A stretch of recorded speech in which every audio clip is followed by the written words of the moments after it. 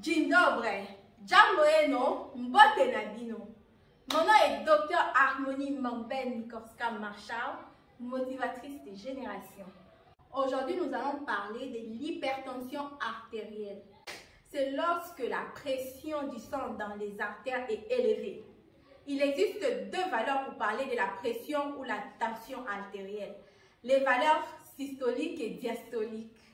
Les valeurs comprises habituellement entre 10 et 14 cm de mercure pour la pression maximale, c'est ça qu'on appelle la pression systolique. Et celle qui est comprise entre 6 et 8 ou la pression minimale, c'est ça qu'on appelle la pression diastolique. Considérée comme normale, une pression artérielle à 12 cm sur 8 de mercure et dans les conditions habituelles, l'hypertension artérielle est considérée comme une tension au-delà de 14 sur 9 cm de mercure. L'hypertension commence à être considérée comme grave à partir des chiffres à 18 sur 12 cm de mercure. Il faut savoir que tout le monde peut se faire mesurer sa pression artérielle à la maison, sans l'aide d'un infirmier ou un médecin, grâce à un appareil qu'on appelle tensiomètre. Lorsque vous constatez que vous avez des taux de chiffres tensionnels au-delà de 14 sur 9 cm de mercure, rendez-vous dans un centre le plus proche pour un diagnostic médicalisé. Parce que l'hypertension artérielle nécessite un diagnostic médical.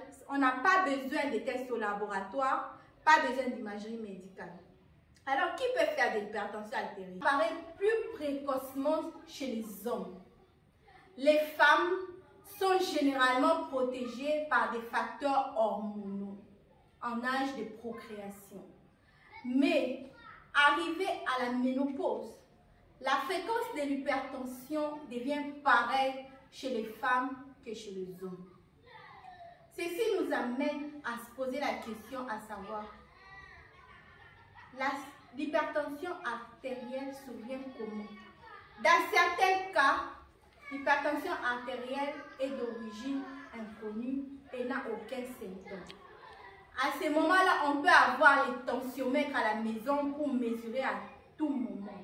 Parce que le fer annexé, ça n'a pas d'effet secondaire.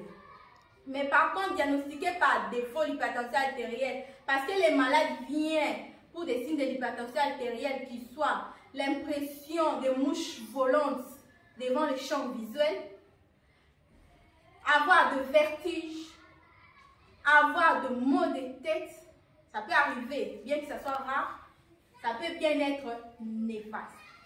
Qu'est-ce qui est à l'origine de l'hypertension artérielle? Dans plus de 90%, ce n'est pas connu.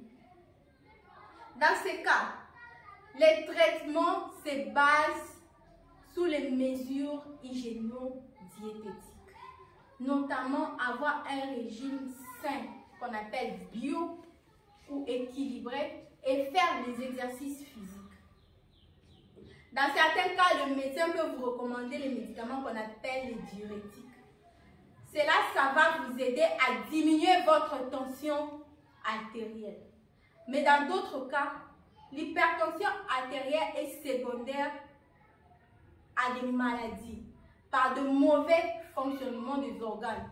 Ça peut être le rein, ça peut être le cœur, ça peut être les glandes surrénales, ça peut être le thyroïde. Et il y a d'autres facteurs qui aggravent l'hypertension artérielle. La consommation excessive de sel, le stress, les tabacs, l'alcool, l'inactivité physique ou la sédentarité, l'excès de poids, les diabètes sucrés de type 2. Vous savez, les antécédents de l'hypertension artérielle dans la famille aussi, ça peut bien être notifié. Mais l'hypertension artérielle étant une maladie la plus fréquente, ça va dépendre des habitudes personnelles. Il y a certaines personnes qui prennent les médicaments qui favorisent l'hypertension artérielle ou son aggravation ou déstabiliser l'hypertension artérielle qui est déjà traitée. Ça peut être la prise des oestrogènes, les pulvérisateurs pour déboucher le nez. Il y a les anti-inflammatoires comme l'aspirine, Les personnes qui utilisent l'alcool de façon abusive ou les boissons anisées comme les pastis, cela, ça peut favoriser, ça peut aussi aggraver une hypertension artérielle qui a déjà été stabilisée ou traitée. Il faut savoir que l'hypertension artérielle non traitée, ça amène plusieurs complications, notamment les accidents vasculaires graves, notamment les AVC. Il y a les infarctus du myocarde, l'insuffisance cardiaque, il y a l'insuffisance rénale. On peut avoir des lésions de la partie de l'œil qu'on appelle la rétine, qui peut entraîner une cécité, la personne ne voit plus. Je vous recommande donc de manger les aliments non ou moins salés. Évitez, s'il vous plaît, les stress. On sait qu'aujourd'hui, la vie n'est pas facile, mais stressez pour des choses importantes. Évitez l'automédication. Parce que les médicaments que vous automédicamentez, vous ne savez pas les effets secondaires. Il ne faut donc pas attendre les signes de l'hypertension artérielle pour vous faire consulter. Si vous pouvez avoir un appareil à la maison, pardon, ce n'est pas plus cher.